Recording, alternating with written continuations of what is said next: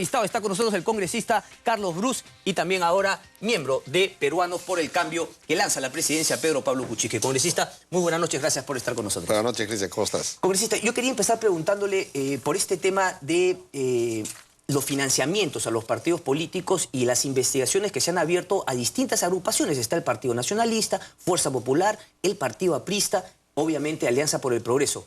Esto, digamos, es algo que ustedes pueden capitalizar, y no me refiero a la manera a veces politiquera de utilizarla de cuestionar simplemente al otro por tener estos errores, sino más bien transparentando ustedes y demostrando la diferencia con estos otros partidos políticos. ¿Cuál es su lectura al respecto? Así es.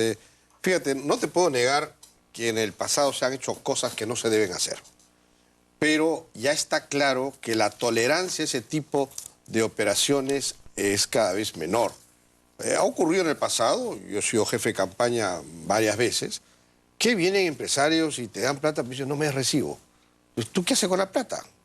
Tienes que de alguna manera ver cómo, en el sentido claro de la palabra, lavarla para poder usarlas en campaña. Y de eso no se ha salvado nadie en el pasado. Entonces, bueno, ya tracemos una raya, paremos de hacer esas cosas. Al empresariado también decirle que no está nada malo que tú puedas dar de manera transparente una plata a un partido y que te firme tu recibo y tú lo contabilizas. Eso no es ilegal, eso está muy bien, eso se hace en todos los lados del mundo. Y también financiamiento público, como también hay en todos los países del mundo donde hay partidos fuertes. Y aquí quiero aclararte que esa ley que observó el presidente con respecto al financiamiento público, hoy en la sesión del Pleno, fue aprobado por insistencia. Qué bueno. Hubo mayoría calificada y por lo tanto va a tener que aplicarse y a partir de los resultados del 2016 se le va a dar financiamiento de manera proporcional a esos votos a los partidos políticos.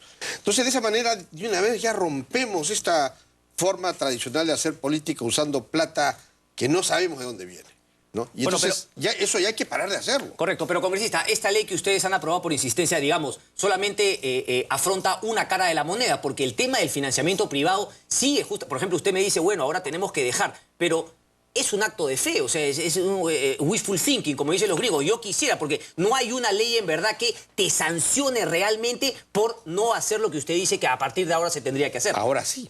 Porque si tú haces esas cosas, te quitan el financiamiento público. Bueno, pero el financiamiento público es un porcentaje menor respecto a lo que reciben los partidos de financiamiento privado. Sigue saliendo a cuenta recibir. No debería serlo. O sea, la mayor cantidad debiera ser el financiamiento público, como es en todos lados del mundo donde hay partidos sólidos. Entonces, el financiamiento privado es complementario. Tú te quitan financiamiento público, te quitaron 60, 70% de tu presupuesto. Correcto. ¿No? Entonces, ahora sí las sanciones van a ser dolorosas. Correcto. De cara a eso, ¿cómo aprovechar? Es decir, le estoy preguntando directamente, ¿cómo va a transparentar los financiamientos y no esperar a que sea post-elecciones? ¿Cómo lo va a hacer nosotros PPK? tenemos claro de que en esta campaña ya no hay esa tolerancia para cosas que se hicieron en el pasado. Y nosotros estamos haciendo una campaña estrictamente transparente.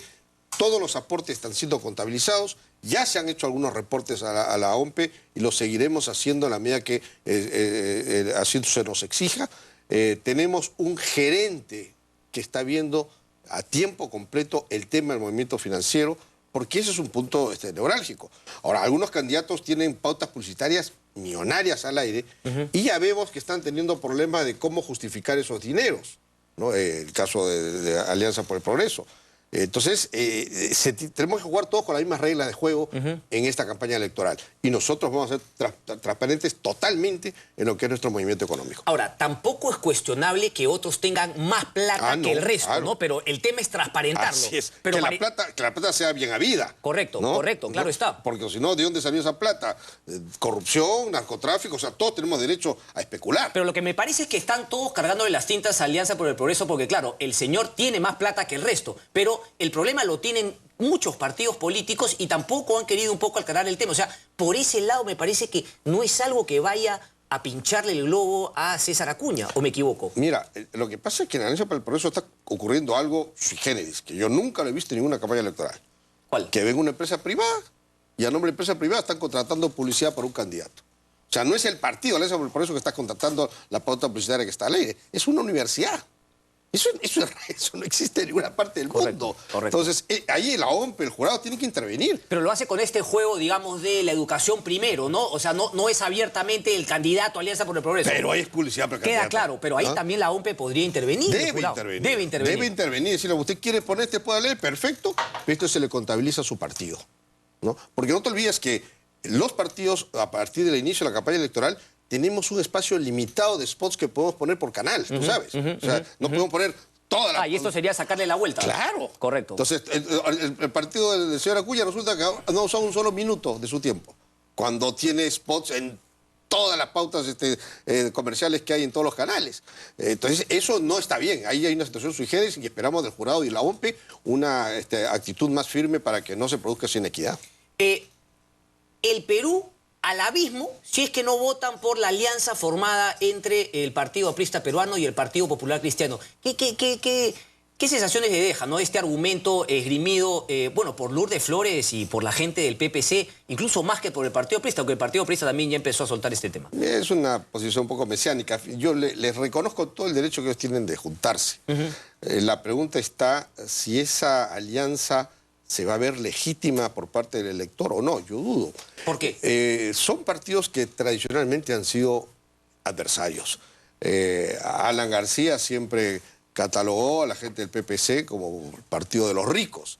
El PPC siempre catalogó a Alan García y a Lapra como personas vinculadas a la corrupción, personas inmorales. Lourdes Flores encabezó comisiones investigadoras contra Alan García.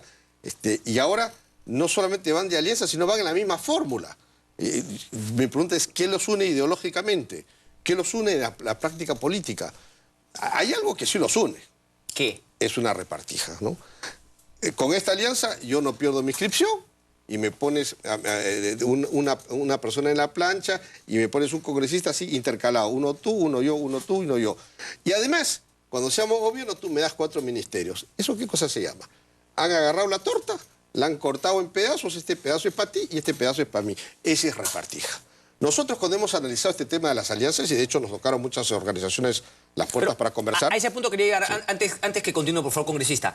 ¿PPC le tocó la puerta para conversar también a Pedro Pablo Kuczynski? Sí, hemos conversado con ellos. ¿Ellos querían ser alianza con ustedes? Ellos que nos tocaron la puerta para explorar esa posibilidad. Ok, ellos lo querían, creo que también lo ha dicho Javier Bedoya. ¿No parece entonces contradictorio decir ahora que, si bien les han tocado la puerta, decir que PPK sería también uno de esos candidatos que llevaría al Perú al abismo cuando ellos han buscado aliarse con ustedes? A eso iba. Cuando nosotros nos han tocado la puerta, bueno, dijimos, bueno, por modales democráticos hay que conversar. Pero ¿cuál va a ser el criterio que vamos a usar para una eventual alianza? Y decidimos que si es una alianza para cupos y para salvar tu inscripción y para puestos en el Congreso, no vamos. ¿Qué tipo de alianza sí hubiesen querido? Si es una alianza que nos va a permitir mejorar nuestras propuestas, mejorar nuestro equipo humano, para ayudar a los peruanos a salir de la pobreza, para mejorar su seguridad ciudadana, para mejorar la economía. Si es para eso, ok, vayamos. Pero si es porque, oye, yo te quiero un cupo acá y las negociaciones se circunscriben a cuántos espacios me das, no. Pero fue tanto así lo que entonces, pero si fue así, entonces queda claro que lo de la primera, usted lo dice con conocimiento de causa y por eso, con esa convicción, dice que es una repartija. Porque ellos intentaron hacer la repartija con ustedes previamente. Si esa es la motivación principal para hacer una alianza, efectivamente. Digamos, no se le está dando nada al elector y el elector se va a dar cuenta. Se va a dar cuenta cuando vea las listas, cuando vea las planchas, que aquí lo que ha habido es uno y tú, uno yo, uno tú, uno yo. Y el país, y el elector, y el pueblo, y la pobreza, y la economía, y la seguridad ciudadana. Todos los que tocaron las puertas de Peruanos por el Cambio quisieron hacer una repartija porque han salido también alguna información, digamos, extraoficial, de que sobre todo lo de Solidaridad Nacional ya fue pues, una cosa alucinante. Yo no puedo revelar lo que fue una conversación privada, sería tener muy mala educación democrática. Pero lo que sí te puedo decir es que ninguna de las organizaciones... Pero Alguito nos ha contado lo del PPC. No vaya a ser que no nos va a contar lo de Solidaridad porque todavía no es rival. Ninguna de las organizaciones, ninguna de las conversaciones llevó por el camino que nosotros creíamos. Que era de qué manera yo te aporto estos profesionales para mejorar tu propuesta y mejoramos el equipo de gobierno para que el país salga adelante y sacar a los peruanos de la pobreza. No hubo tal y por lo tanto consideramos de que ninguna de las organizaciones mejoraba nuestra posición para ofrecerle a la gente, que es lo más importante, una mejor alternativa de gobierno. Y por eso decimos no hacerlos. Correcto. Las encuestas, ¿no? Porque en un momento, bueno, ya se habló mucho pues que Acuña desplazaba definitivamente, que la tendencia de Pedro Pablo Kuczynski era a seguir bajando, etcétera, etcétera. ¿Cómo ven este tema? Y finalmente, ¿cómo contradecir un poco? Que pareciese que ese es el espíritu el cual muchas personas quisieran plantear, ¿no? No, la tendencia de PPK ya se desinfló y ahora es César Acuña. ¿Cómo analizar eso? Bueno, tú has visto que las últimas encuestas han demostrado que no es tal, pero no está cayendo, no se está desinflando. Se está manteniendo, como se está manteniendo todos, a excepción de un candidato que está subiendo. ¿No preocupa que se esté manteniendo y que otro venga subiendo, teniendo en cuenta que es el tercero que le pisa los talones a PPK? Cada 15 días vas a tener encuestas. Si tú te vas a estar preocupando en lo que dicen las encuestas y basar tu campaña solamente en eso, te olvidas de un tema central. ¿Cuál? La gente vota por aquella persona que hace las mejores propuestas, que lo considera que tiene la capacidad para cumplir esas propuestas y tiene el equipo humano para también sustentar esa acción de gobierno. ¿Me está hablando de Suiza o me está hablando del Perú? Tanto así, pero... Sí. O sea, de manera intuitiva y todo, pero la gente lo sabe. La gente sabe cuando tú dices, oye, yo voy a crear más puestos de trabajo. Pero dice, ¿y quién no me dice cómo? Me estás meciendo, ¿no? Y además dice, voy a hacer un gran gobierno. ¿Y quiénes tiene para hacer gobierno? Bueno, son gente de buena voluntad, pero nunca ha gobernado antes. Entonces la gente sabe cuando un candidato tiene propuestas, tiene alternativas y tiene gente que le va a ayudar a gobernar. Gente que ya tiene experiencia de gobierno, que ha sido experiencia exitosa y que además no tiene acusaciones de corrupción. Eso es lo que te hace una propuesta sólida, ¿no? Y puede demorarse en reflejarse en las encuestas, pero si tú simplemente te quedas en el tema de análisis de encuestas y no te quedas en el tema central, que es convencer a la gente que tú eres la mejor alternativa. Correcto, pero digo, una manera de medir si lo que estás diciendo está convenciendo es a través de las encuestas. Por eso reitero mi pregunta. Que se van a mover todo el día. Ustedes sienten que la tendencia no es a la baja, de acuerdo a los números que ustedes manejan. No solo lo siento, sino los números lo han demostrado. Lo que pasa es que escuché a Juan Sheput, creo que fue el día de ayer con Juan Carlos Tafur, y también decía que, bueno, que podría ser, pero que ellos tenían unos ases bajo la manga, pero que los que conocen en política saben que el tema picante empieza a partir de enero y que las van a sacar en el momento oportuno. ¿Hay algo de eso? ¿Cuentan con algo, digamos, que creen que podría mover la tendencia o en todo caso, digamos, acelerar la tendencia hacia arriba, que es la que ustedes creen tener actualmente? Mira, nuestra estrategia no es desconocida. Es convencer al electorado que tenemos las mejores propuestas y la mejor gente para llevarla adelante. A eso se va a circunscribir la campaña.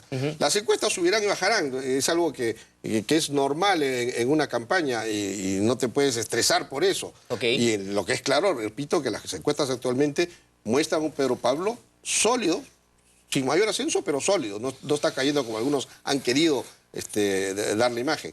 Y efectivamente, a partir de enero, como dice Juan, el movimiento va a ser mucho más abrupto. Hoy en día hay una foto estática, a excepción de uno que está subiendo, que fue muy parecido con Alejandro Toledo cuando hicimos la campaña anterior. Él tenía, cuando empezamos la campaña, 8% de intención de voto. Para este mes de diciembre ya estábamos cerca de 30%. Él tuvo un ascenso mucho más rápido. ¿Y cómo acabó?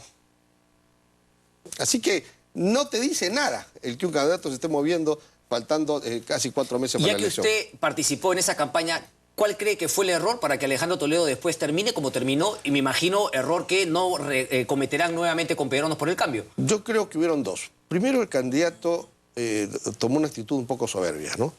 Y empezó a debatir por ejemplo, Nava, que era un candidato al Parlamento andino, casi un candidato presidencial. Primero las encuestas debatiendo un candidato al Parlamento andino. Sí, me acuerdo que salió un tema de los licores de los en el licores Palacio. Comprado y perdió la compostura. Y en segundo lugar cometió un error estratégico muy grande, que fue el negarse en hacerse el examen toxicológico. Y no es por una cosa coyuntural. Lo que ocurre es que ese tema, que nuestros adversarios no dejaron que se cierre, porque una vez que tú hables un franco, nuestros adversarios se encargan de que la herida no cierre, ese tema merma la confianza que tú puedes tener en quien va a ser tu presidente. Yo hice un focus group cuando dejamos de subir y pregunté sobre varios temas. ¿Y ese era el tema? Y cuando le preguntamos, ¿usted cambiaría su voto por un candidato que se sospecha que puede estar consumiendo drogas? 80% dijo que sí. Y al tú negarte que hacerte toxicológico, ¿Cuál es la imagen? Estabas alimentando eso. Estás alimentando eso. Entonces, le dijimos, sí, hagamos eso de una vez, hagamos el examen y salimos de eso. Y me dijo, ¿pero qué cosa se sospecha que un presidente de la República, como ha sido yo, consume drogas? Yo no acepto eso. Ya, pero no lo aceptas, pero el electorado va a pensar que es verdad, ¿no? Y nunca se lo hizo. Al final, cuando se lo hizo, que fue en marzo, ya era muy tarde, ya la imagen había sido deteriorada. Y no te olvides que en una elección es un tema, el elector vota por ti por confianza, con un margen de desconfianza también. En fin, este es el que menos, algunos votan porque eres el que menos desconfianza le da, otros porque eres el que más confianza le da. Y si hay algún elemento que te hace quitarte esa confianza en ese candidato, por ejemplo, que puede estar consumiendo drogas, eso es fatal. Tal cual. ¿Y no cree que hay un flanco así y no hay ni una herida abierta actualmente en Pedro Pablo Kuczynski? No sé, pienso en el pasaporte, ese tema ya se cerró. Ya está cerrado. ¿Alguna otra cosa que pueda...? Nada de ese tamaño. Correcto. Ahora, usted me comentó justamente el nombre de Luis Nava, ¿no? Del Partido Aprista peruano. ¿Cree que jugó un papel importante Alan García también en tumbarse esa candidatura? O sea, ¿cree que él jugó un papel? Y se lo pregunto, obviamente, para luego traer a colación el actual gobierno, ¿no? Que está de salida, y si es que Ollanta podría también jugar un papel en la elección, como la jugó, desde mi punto de vista, por eso le hago la pregunta, Alan García en la elección anterior. Sin duda. El gobierno de turno juega también su rol, ¿no? García dijo una frase que es muy cierta, ¿no? Los gobiernos no pueden decir quién va a ser el presidente, pero sí pueden trabajar para asegurarse de quién no lo va a hacer. Bueno, pero quedó claro que estaba equivocado de pe a pa Alan García Pérez, porque justamente ganó el candidato que él no quería. Bueno, pero tampoco no quería a varios, entre ellos Toledo. Bueno, al que menos quería, ese fue el que salió. Así es. Pero bueno, no sé si quería menos a él o a Toledo, porque la animadversión con Toledo era muy grande. Y era recíproca, además. Pero sí, no me cabe duda que García jugó un papel ahí, inteligentemente. Le puso palitos a nuestro candidato de aquel entonces, palitos que el candidato pisó. Que los pisó toditos, ¿no? Sí. No dejó uno sin pisar. Cuando pasaba, creo que retrocedía para no dejarlo pisar. ¿No? Y bueno, ese es parte del juego democrático. Y en esta elección, Ollanta cree que está jugando algo. Sobre todo, me ha parecido extraño, ¿no? Ver en los últimos tiempos estos ataques furibundos contra Fuerza Popular, contra el fujimorismo. ¿Cree que hay algo de eso? ¿Cree que podrían estar jugando en pared con también la candidatura de César Acuña, el tema que esté Luis Fabre ahí? Le hago esa pregunta y también le quería preguntar si es que usted recuerda, sabe, sospecha cuánto le quería cobrar el señor Fabre a Pedro Pablo Kuczynski, por qué no lo tomó y ahora finalmente recala en César Acuña. Deben estar pagándole su platita. Sí, bueno, primero, yo estando de acuerdo con todo lo que ha dicho el presidente Humala, no me parece que deba ser él el que lo diga, ¿no? Ok, pero ¿le parece que hay una estrategia detrás o simplemente es calentura, muy al estilo del presidente Ollanta Humala? Bueno, deja traslucir un deseo de que él no quiere que salga alguien como presidente. ¿Ya? Pero él es la persona... Bueno, pero eso es algo primario, no digo yo, si él está calculando, bueno, si yo digo esto le voy a quitar puntos o más bien se los voy a dar. Bueno, no sé si ha hecho ese cálculo porque el presidente Humala, con la popularidad que tiene, que él hable mal de una persona, sí, no sé si lo ayuda o lo perjudica. Tal cual. ¿No? Entonces, pero él tiene que entender que es la persona con más poder hoy día en el Perú y que por lo tanto sus intervenciones tienen mucho rebote y él tiene que dar la imagen, por lo menos dar la imagen de imparcialidad. No sé si lo sea, pero por lo menos cuídense la imagen, ¿no? Y ahí él creo que debe tener una actitud más imparcial. Ahora, con respecto al señor Fabre, yo no estuve en las conversaciones, pero de acuerdo a lo que nos ha contado Pedro Pablo, él pretendía cobrar una cifra de 6 ceros. Y cifra que por supuesto nosotros no teníamos. Por encima de $1 millón. Por ahí, ¿no? Inclusive, tengo entendido, son varios. O sea, 2 palitos. Y nosotros no tenemos esa plata. Plata como cancha. Pero hay alguien que tiene plata como cancha, que no es nosotros, por supuesto. Bueno, justamente, ¿no? Lo que usted decía, la gente quiere escuchar un poco de propuestas. ¿Cuáles serían, por ejemplo, compartir con nuestros televidentes las ideas, fuerzas que quisiera, ¿no? Lanzarle al público que plantea Pedro Pablo Kuczynski? Y sobre todo, le quiero preguntar en 2 temas, y si usted elige un tercero o cuarto tema, si es que el tiempo nos da, el tema de seguridad ciudadana y finalmente el tema de la economía. Sí, bueno, empecemos por el tema de la economía. Perfecto. Tenemos una economía que es más del 75% es informal. Es la más alta en Sudamérica, ¿no? En Chile, la economía informal es menos 35%. Yo no estoy hablando de Suiza, nada, estoy hablando del país vecino. Entonces, ese es un tema central. Desde que tengo uso de la razón, cuando era presidente de ADEX y de que soy empresario, se decía que vamos a ampliar la base tributaria y nunca se amplía la base tributaria y siempre a cogotas a los 4 que pagan, ¿no? Entonces ahí se está hablando un régimen tributario de excepción para la pequeña y microempresa, con un porcentaje que ellos tengan que pagar de su facturación y no tienen que presentar libros ni nada. Entonces en Estados Unidos es una cosa parecida. Tú eres una pequeña empresa, pagas 6% me parece de lo que es tus ventas y ni siquiera tienes que tener contabilidad que enseñarle a la IRS, que es la SUNAT americana. Entonces, un régimen así de sencillo, porque la pequeña empresa no tiene contabilidad, es familiar, le vas a pedir que contrate un contador. Dije, estos costos mejor me vuelvo informal y no tengo que recurrir a estos costos. Entonces hay que facilitarlo. Al formalizar las pequeñas empresas, que es lo que insumen casi el 80% de la mano de obra del Perú, vas a permitir crear puestos de trabajo más formales. Haciendo eso en los 5 años, ese 70% de la economía informal que tenemos en nuestro país, ¿cuánto cree que podría, digamos, formalizarse? Mira, si lo bajamos de 70-75% a la mitad en 5 años, mira, es un logro de primera, ¿no? Cosa que nadie hubiera logrado. Ahora, paralelo a eso... Pregunta, antes lo interrumpo. ¿En los últimos años ha aumentado la informalidad o se ha disminuido, digamos, de pequeño? Más o menos se ha mantenido a niveles altísimos, ¿no? Ok, pero lo curioso es que algunos entran y ahí vuelven a salir, otros... Sí. O sea, no es un tema que una vez que te vuelve formal te quedas, porque todavía las ventajas no están dadas. Así es. Bueno, y paralelo a eso, tenemos que reactivar la economía. Por eso la pequeña y microempresa está muy bien, pero con la economía recesada, ¿qué hacemos? Entonces, para reactivar la economía tenemos que echar a andar grandes proyectos. Tenemos cerca de 14 proyectos que implican cerca de 80.000 millones de dólares que se puede hacer por asociación pública y privada con una determinada acción del Estado.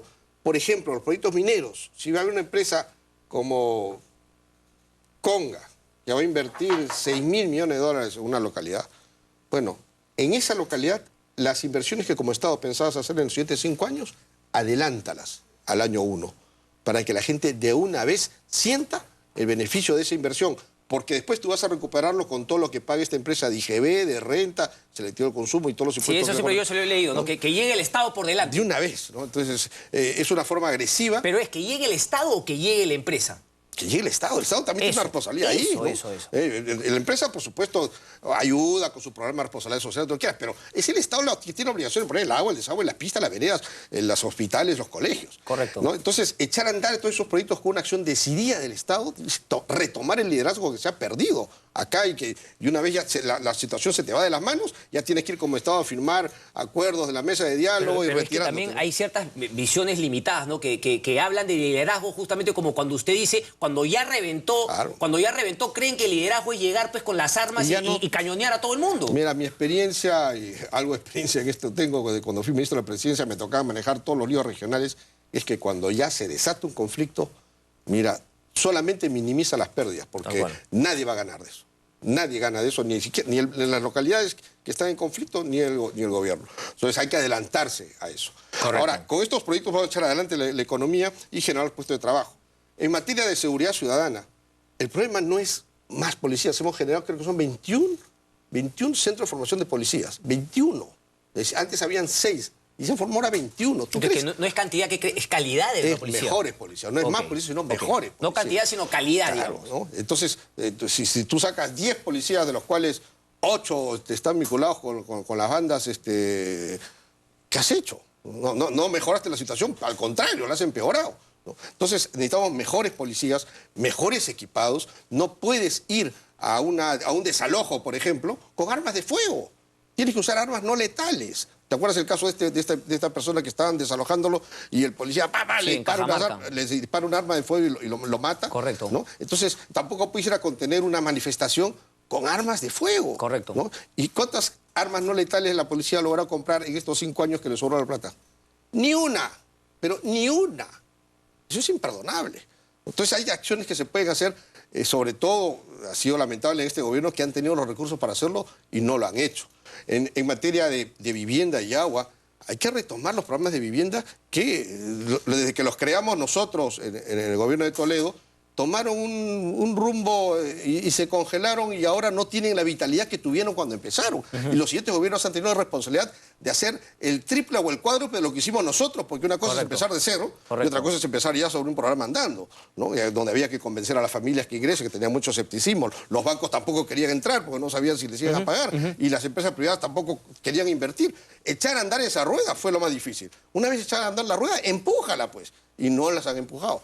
Y lo mismo con el agua. No podemos tener más gente que no tiene agua en su casa. Incluso tiene una ONG trabajando en el tema de agua. Tiene una ONG en agua, la cual ha estado trabajando todos estos años, y él sabe cómo hacer para abastecer de agua a todos los peruanos. Ahora, ¿cómo hacer con la inseguridad ciudadana? Finalmente el tema de la delincuencia y qué sé yo, pero, por ejemplo, es lo que se está debatiendo en el Callao, ¿no? Señores, el tema del Callao no es un problema policial, es un problema político, es decir, una suma de varias cosas. ¿Cómo también, digamos, ser drástico con la corrupción, cómo atacar el problema de la corrupción dentro del Ministerio Público, con todo ese tipo de cosas que es una cuestión holística, no integral? Mira, lo del Callao, ahora que se está viendo que es cómo capturan a todos estos delincuentes, la pregunta es ¿por qué no lo hicieron antes? Tal cual. ¿No? Entonces, la policía, si estuviera motivada, si tuviera una dirección clara, y objetivos concretos, bien equipada, hubiera capturado a esa gente hace tiempo, ¿no? Lo que pasa es que lo de Callao... Pero debe haber corrupción en la policía como seguramente lo hay en el Poder Judicial. ¿Hay que tomar medidas drásticas o no? Y debe haber desmotivación también, ¿no? Ahorita muchas de las policías están en un limbo entre que les quitan el 24/24 Correcto. y todavía no se lo compensan. Bueno, pero la desmotivación puede ser entendible si es que una persona anda efectivamente cabizbaja y no hace bien su chama, pero si por desmotivación se va al lado oscuro de la fuerza, ¿no? Por su y se vuelve pues cómplice de los delincuentes, claro, ya no es un tema de desmotivación. Eso es una mala formación. Eso. Porque te han dado un curso de 6 meses y te tiraron a la calle para que combata la delincuencia y no te dieron una pistola. Recién están comprando pistolas, recién. Correcto. Después de 5 años. ¿Con qué tenía que defenderse la policía? Correcto. Con esta termino. Si hay algo que yo le cuestiono a Pedro Pablo Kuczynski, que es el hecho de no haber trabajado el tema institucional, de haber podido armar un partido estos 5 años y solamente haber construido una especie pues de carro, un vehículo que lo lleve a él a la presidencia. Pero bueno, no le voy a preguntar por ese tema, sino le voy a preguntar si ustedes harían suyas las reformas institucionales, electorales, políticas que ha planteado Transparencia a través de Felipe Ortiz de Ceballos, si es que ya no lo hicieron antes de llegar a la presidencia, de ser eventualmente elegidos, ¿irían por esas reformas institucionales? ¿Las harían suyas como lo ha planteado Felipe Ortiz de Ceballos Transparencia? Definitivamente iríamos por ese camino. ¿Está en el plan de gobierno? ¿Lo han adoptado algo? Van a incorporarse en nuestro plan de gobierno. Yo las he visto en el CADE cuando hicieron la exposición. Pero nadie las mencionó. Ahorita no me acuerdo, había una con la cual yo discrepo, pero ahorita no me acuerdo cuál fue. Pero bueno, es una de 20 y tantas, ¿no? Que definitivamente van en el sentido correcto. El problema institucional del Perú es gravísimo. Mejorar el sistema de elección es un reclamor a voces, ¿no? que la gente está pidiendo. Lograr mejorar la calidad de la representación en el Congreso, mejorar nuestra capacidad de elegir a los mejores alcaldes, los mejores gobernadores y el mejor presidente. Claro. Lo que a mí me parece alucinante es que los partidos llegan con una cantidad de militantes y normalmente cuando son gobiernos los militantes empiezan a irse. Cuando más bien debería ser partidos que son gobiernos y hacen las cosas bien, los militantes deberían aumentar e irse institucionalizando los partidos. Eso es porque no tenemos partidos. El partido, yo soy secretario general de un partido. Oye, cuando no había elecciones teníamos un empleado pagado a tiempo completo que le pagábamos los dirigentes de nuestro bolsillo. Cuando había campaña electoral, eso subía a 40. Bueno, entonces le hago la pregunta. ¿Por qué Peruanos por el Cambio no trabajó eso en estos 5 años? Porque se necesita financiamiento público. Digamos, no tengo otra forma, no sé cómo convencer a la gente que sin eso no hay manera. Ese financiamiento público está también, bueno, ya se aprobó, pero también estaba dentro de los puntos. O sea que... no hay otra forma. Bien, que esté en el plan de gobierno para poder luego exigírselo de ser elegidos. Los países del mundo que tienen partidos institucionalizados, partidos fuertes, que tienen una vida 5 años y que puedes ir filtrando quién es tu militante, porque tus dirigentes dan conferencias todas las tardes, participan en las actividades, ¿no? Esos partidos tienen algo en común, financiamiento público. Correcto. Y ese financiamiento público es muy fuerte y es más, si tú haces algo indebido, te lo quitan y eso es una puñalada en el corazón para el que le quiten el financiamiento. Un placer, Carlos Brus, como siempre. Muchas gracias. Hacemos la pausa y regresamos, no se mueva.